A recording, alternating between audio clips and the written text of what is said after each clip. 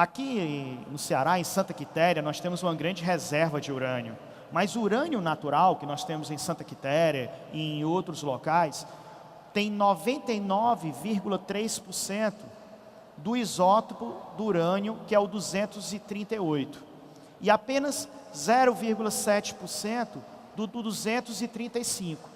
Gente, adivinha só qual dos dois urânios é o que nos interessa? O 238 ou o 235? É muito azar, né? Pois é o 235 que é o que a gente utiliza para ser, lá na usina nuclear, para quebrar o seu núcleo. O isótopo do 235, o isótopo 235 do urânio, ele é físsil. Ele é o que é quebrado. E é o que a gente vai usar para a produção de energia lá na usina nuclear e assim por diante, tá bom? E nas bombas atômicas também. Só que 0,7% é uma quantidade muito pequena.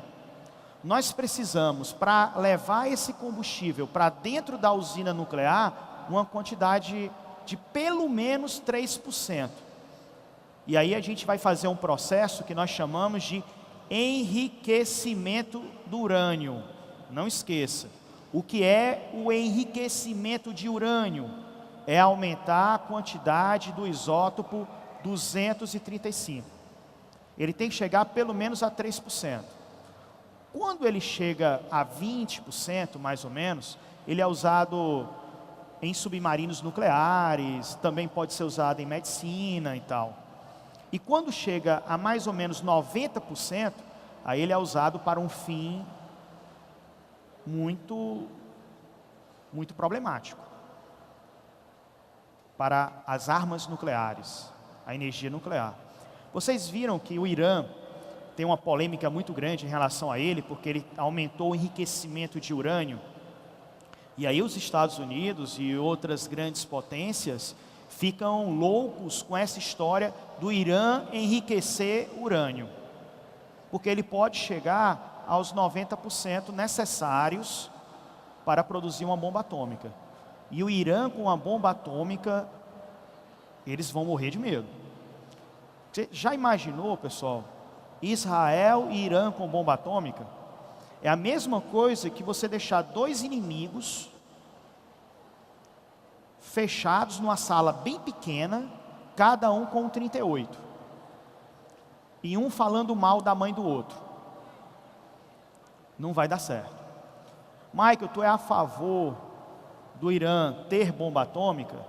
Do Brasil ter bomba atômica? De jeito nenhum. Eu vou ser bem sincero. Não sou a favor. Mas eu também não sou a favor dos Estados Unidos ter bomba atômica, de Israel ter bomba atômica.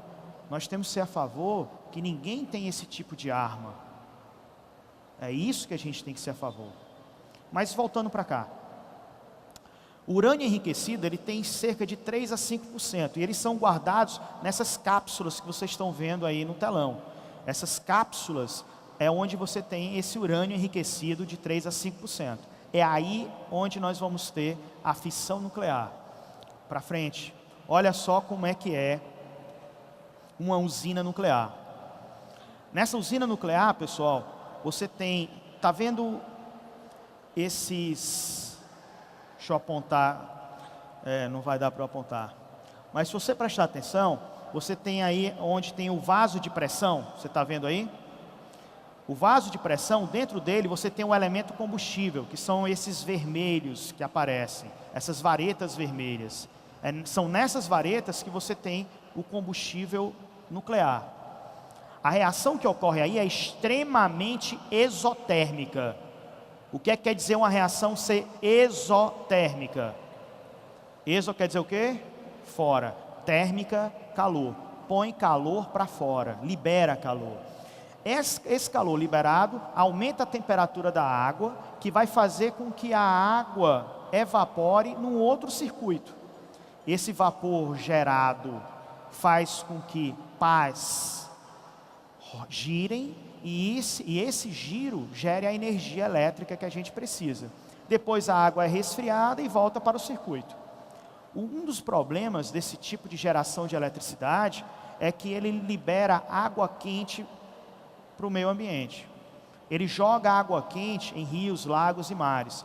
Você sabe que uma usina nuclear ela tem que ser construída normalmente perto do mar, de um rio, de um lago, exatamente para você conseguir trabalhar em cima desse resfriamento do reator. Porque se houver um superaquecimento do reator, vai acontecer o que aconteceu lá em Fukushima, no Japão. Uma explosão e liberação de material radioativo. A liberação de água quente para o rio, para o lago, para o mar, vai causar um tipo de poluição muito conhecido, chamado de poluição.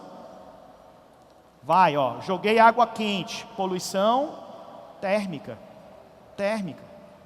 Essa poluição térmica pode provocar a morte de peixes que estão ali presentes. Por quê, gente? Michael, ele vai morrer cozido, né? Vou fazer uma peixada lá. Não, né, gente? Essa água quente pode causar a morte dos peixes porque ele diminui a solubilidade de um gás importantíssimo para o peixe. Que gás é esse, galera? Oxigênio. Sem oxigênio ele morre. Essa poluição é chamada poluição térmica. Mas o grande problema das usinas nucleares é o lixo nuclear. O que sobra da geração de energia. Esse lixo nuclear que sobra dessa geração acaba não tendo o que fazer com ele. Você sabe o que aqui no Brasil se faz com esse lixo nuclear? Aliás, onde é que estão instaladas as usinas nucleares de geração de eletricidade aqui no Brasil? Angra dos Reis. O lixo nuclear é guardado dentro da usina, em piscinas. Vai chegar um momento que não vai ter mais espaço. E aí? Esse é o grande problema. Mas a usina nuclear não libera gases de estufa, não libera enxofre para chuva ácida, gera uma grande quantidade de energia com uma pequena quantidade de combustível.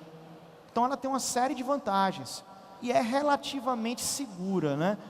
Tem um problema porque se ocorrer um vazamento de material radioativo, aí, meu chapa, aí o problema é sério e não vai gerar, e não vai ocorrer somente na geração que está lá não, mas em gerações futuras. Deixa eu mostrar um quadrinho aqui. Isso aqui eu quero que você anote, é importante. Vantagens da energia nuclear. Combustível é relativamente barato comparado com os outros. Primeira vantagem. Segunda vantagem, necessidade de pequenas quantidades do combustível. Eu falei sobre isso. É por isso que normalmente ele é barato. Você precisa de uma pequena quantidade. Tá claro? Continua. Independe de condições ambientais ou climáticas. Não importa se tem nuvem, não importa se chove, nada disso importa. Não importa se tem vento, não importa. Você vai continuar produzindo energia o tempo que você estiver lá. Terceira vantagem, quarta vantagem. Poluição gerada é quase inexistente.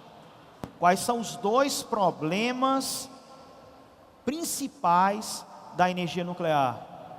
Lixo nuclear, lixo atômico, e o segundo, a poluição térmica. São os dois principais problemas.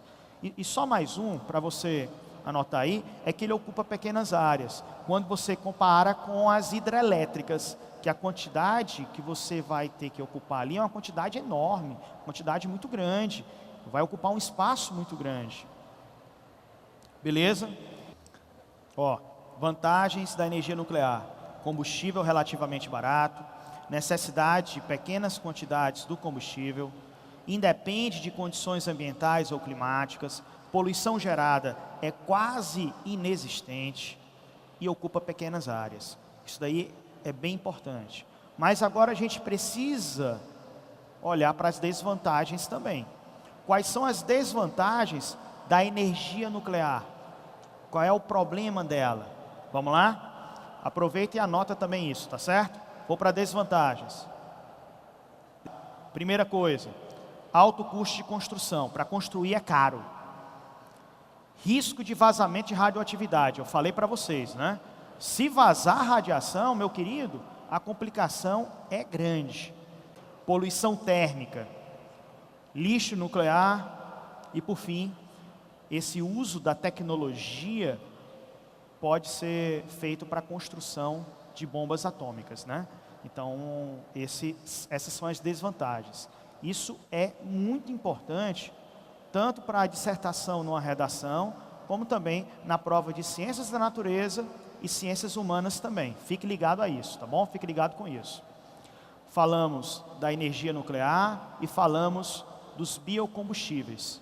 Mas existem algumas fontes alternativas ao petróleo de energia que a gente precisa comentar também com vocês. Energia eólica é uma energia que vem de onde? Do vento. Aqui no Ceará tem um bocado. Nós temos um vento muito forte mesmo. A energia eólica, deixa eu mostrar aqui algumas imagens. Posso passar? Não, ainda não? Vai dar certo, gente, vai dar certo. Vai dar certo. Lotou mesmo, viu, gente? Eu vou até aproveitar. Eu queria só que vocês sorrissem para mim, que eu vou bater uma foto de vocês, né? Sorrindo, por favor. Cara de aprovação. Vocês ficaram bonitos, Então, ficou legal. Bacana, já que batemos as fotos, posso ir? Energia eólica? Vai, energia eólica. A energia eólica, gente, olha o tamanho desses aerogeradores. Você está vendo aí o cara consertando o aerogerador lá em cima? É enorme isso, grande. Na verdade, alto, porque ele ocupa um pequeno espaço. A energia eólica tem essa vantagem. Aqui é um parque de aerogeradores, como você está vendo aí, né?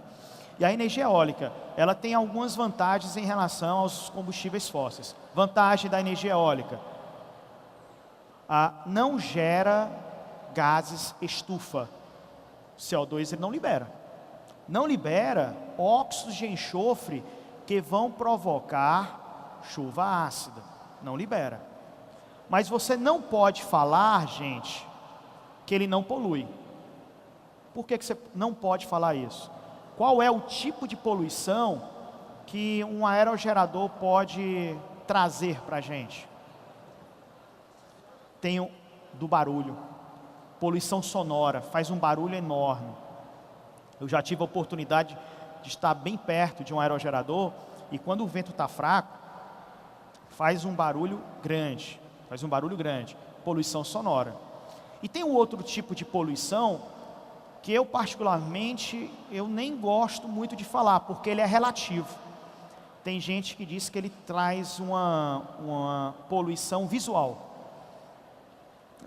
Relativo. Tem gente que acha bonito. Tem gente que acha feio e diz que existe uma poluição visual. Eu não gosto muito de falar não, mas os livros colocam como sendo um tipo de poluição da energia eólica. Eu acho até simpático, né? Eu acho simpático. A poluição visual, a gente tem alguns amigos que fazem esse tipo de poluição visual, né? Tem gente que é feio, né? Feio. Não estou falando de você. Então, existe. Mas aí alguns livros falam sobre isso. Então, a energia eólica é uma boa fonte de energia não poluente, com exceção dessa história da poluição sonora que a gente falou e da poluição visual. O problema dele: nem todo dia você tem um vento forte suficiente para gerar uma boa quantidade de energia. Então, ele está limitado pelos fatores climáticos. Tem época do ano que não tem tanto vento. Tem época do ano que tem mais vento. Não é todo local que você pode ou deve colocar um aerogerador. Esse é um problema. Diferentemente do que acontece com a energia nuclear, que não depende de que não depende de fatores climáticos, aqui depende. Beleza? Energia eólica. Mais energia solar. Energia solar depende de fatores climáticos? Depende. Pois não, parceiro?